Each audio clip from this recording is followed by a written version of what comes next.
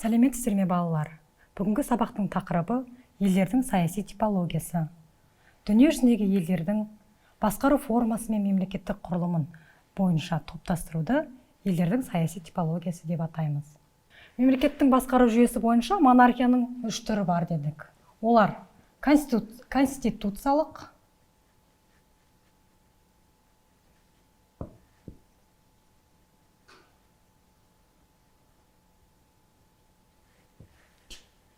абсолюттік монархия,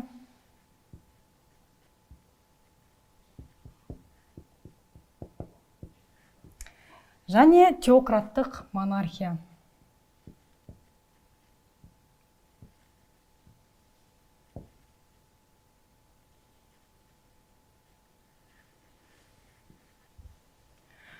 Конституциялық монархия монархтың билігі шектелген.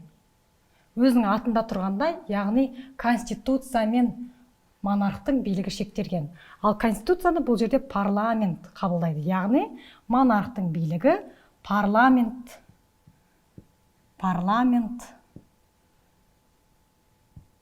билігімен шектелген. Абсолюттік монархияда бұл жерде монархтың билігінің шегі жоқ. Яғни шегі жоқ биліктің. Және де бұл жерде бір айырмашылығы абсолюттік монархияда мүлдем парламент жоқ. Теократтық монархиялар теос деген түбірден грекше олар мынандай мағынаны білдіреді. Яғни құдай және билік грек тілінен алған кезде. Бұл жерде басшы, яғни мемлекеттің басшысы, дін басшысы қызметін де атқарады екен. Бір мысал келтіріп кетейік. Конституциялық монархия елдеріне біз білетін Ұлыбритания,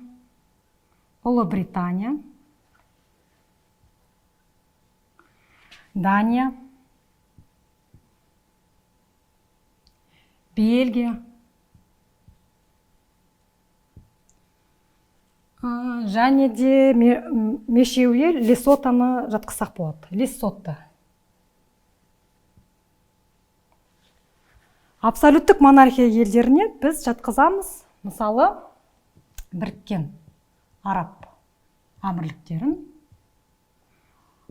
Оман елін жатқызуға болады. Теократтық монархия елдеріне біз Бруней сұлтанатын, Ватикан,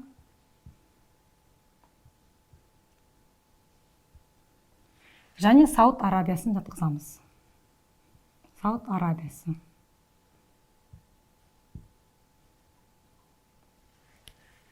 Сонымен балалар, монархия дегеніміз грек тілінен алған кезде дара билік деген мағынаны білдіреді.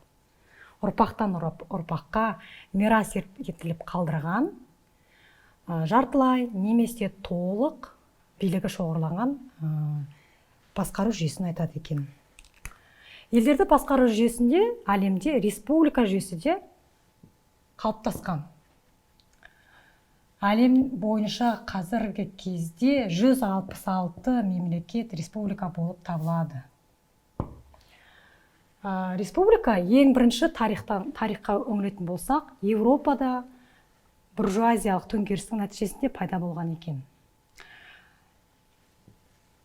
Елдердің басқару жүйесін енді айтып болдық. Келесі тақырып бізде елдердің әкімшілік құрылымдылығы.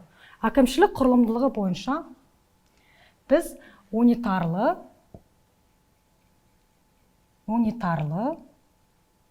және федерациялы болып қарастырады екенбіз.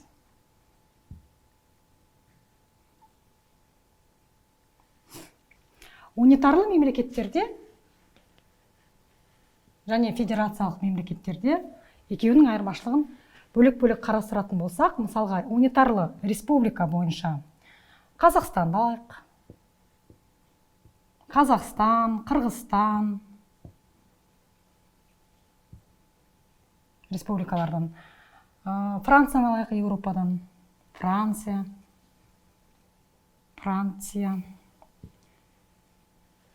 Конституциялық монархиялардың ішінен алайық Ұлыбритания, Ұлыбритания. Және Жапонияны алсақ болады екен. Жапония. Федерациялық мемлекеттерді біз бөлек қарастырсақ болады. Сонымен мемлекеттердің әкімшілік аумақтық құрылымы бойынша федерациялы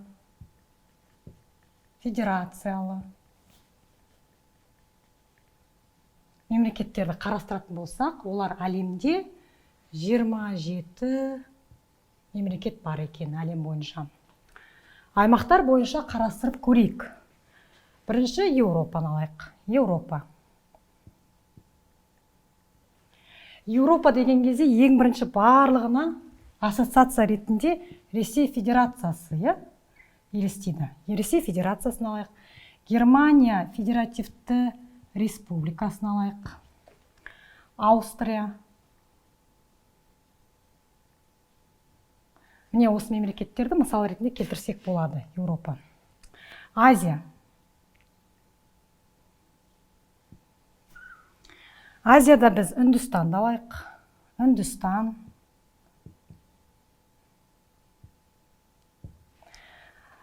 Пәкістан.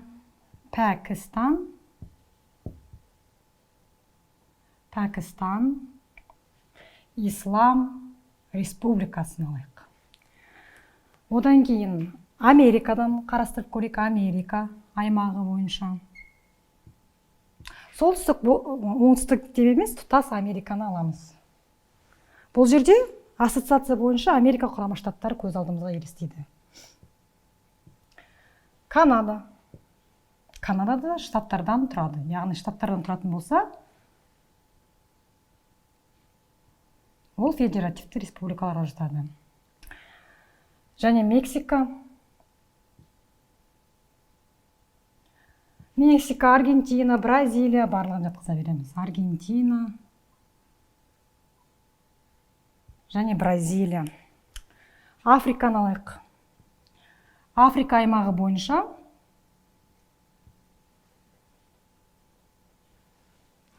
біз Нигерияны алайық. Нигерия.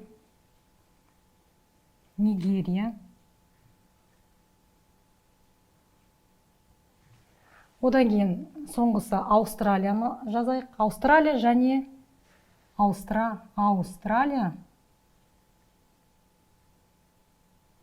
және мұхит аралдары.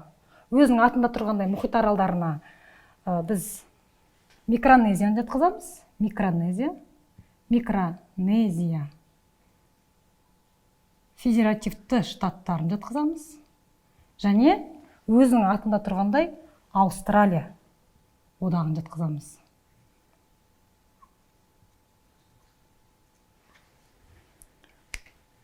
Міне осымен федерациялық мемлекеттерге осындай мысалдар келтіріп кетуге болады екен. Федерациялық мемлекеттердің тағы да бір ерекшелігі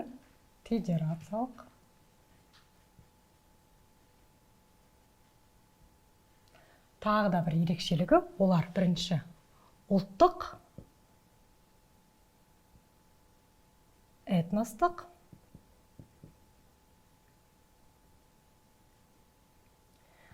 және екінші тарихи географиялық.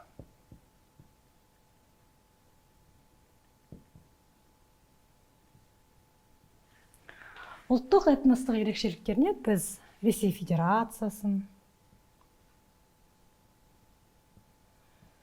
Үндістанды жатқызсақ болады.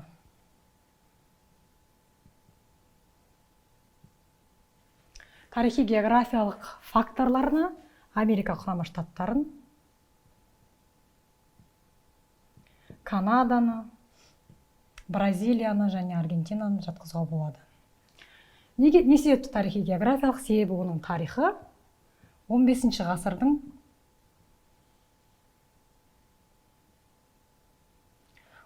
ғасырдың аяғы мен 17 ғасырдың ортасымен шектеледі. Бұл кездерде бізде ұлы географиялық ашылу кезеңі басталған еді. Сонымен балалар, елдердің саяси типологиясы тақырыбын аяқтаймыз. Сіздерге үйге тапсырма, елдердің басқару жүйесі бойынша унитарлы және федерациялы мемлекеттерді тізімге жасап келіңіздер, дәптерге орындаңыздар. Осымен бүгінгі сабақ бітті, сау болыңыздар.